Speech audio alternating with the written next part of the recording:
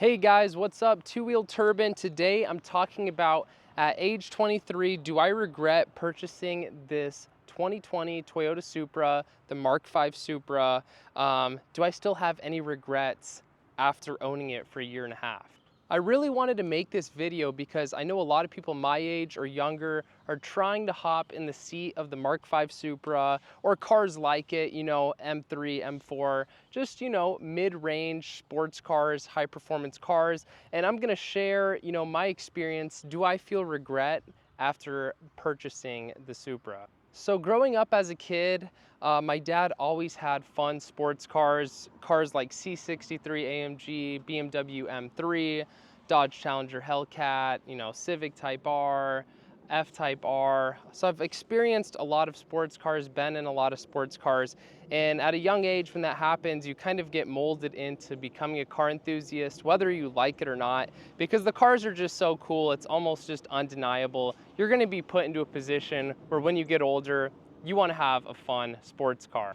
So just after my 23rd birthday, one of my buddy's cousins got his hands on a white Mark V Supra, and he swung by and took me for a ride in it. And for good or for bad, this is what really led me to the Mark V Supra. Hopping in, I absolutely love the interior. I know these cars get hate for being a BMW, but it's really an asset to the Mark V Supra. I love the interior, just feels very premium, and I think for the price point, if Toyota were to do their interior, it wouldn't feel as good as what BMW has done. I like the infotainment system.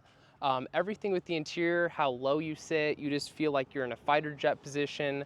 Feels great. But what really sold me is I just loved the burbles, the pops, the transmission, and just the power delivery of the B58. And being a 2020, the ability to tune this motor and get a lot more power out of it.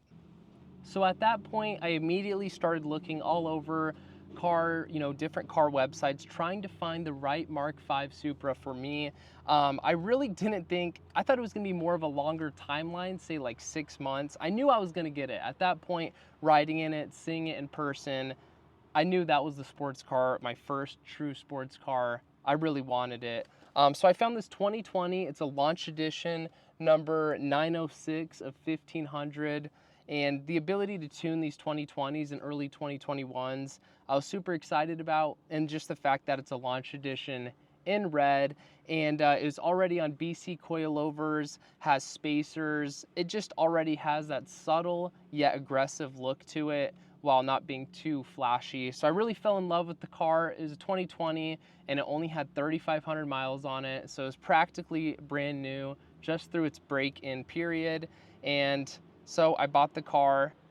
Now financially, it's a big decision for someone so young. The car was $52,000 plus TTL. I kind of bought it at one of the worst times possible in the car market. It was very much towards the peak, maybe towards the end of the peak, but car prices are, even now are still ridiculous, but even back then they were even more ridiculous. The demand was just so high for these Supras and other cars, and the supply just wasn't there, so the prices were pretty high. Well, choosing to film this on like a 105-degree day was a pretty bad idea, but we're gonna still keep going. So far, I've honestly really absolutely loved the car, but if I could go back to that day that I purchased the car, would I go back and say, you know what, I don't want to sign these papers, I don't want to purchase the car? When I think about that decision, it's kind of difficult because there's just kind of two sides of my mind.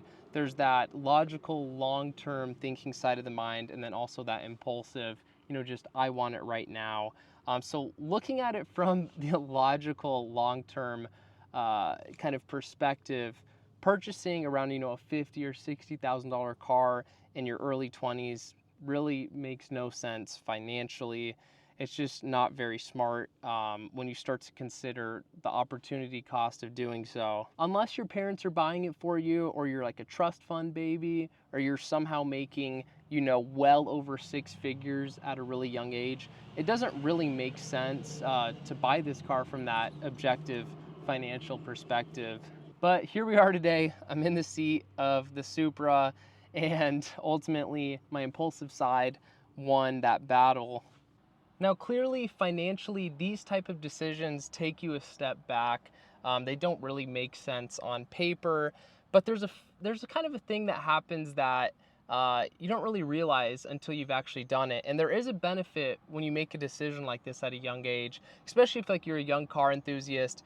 And it just shows that whatever your passions are in life, if you get after it and you would take that first step, it allows you to have more confidence in other aspects of your life.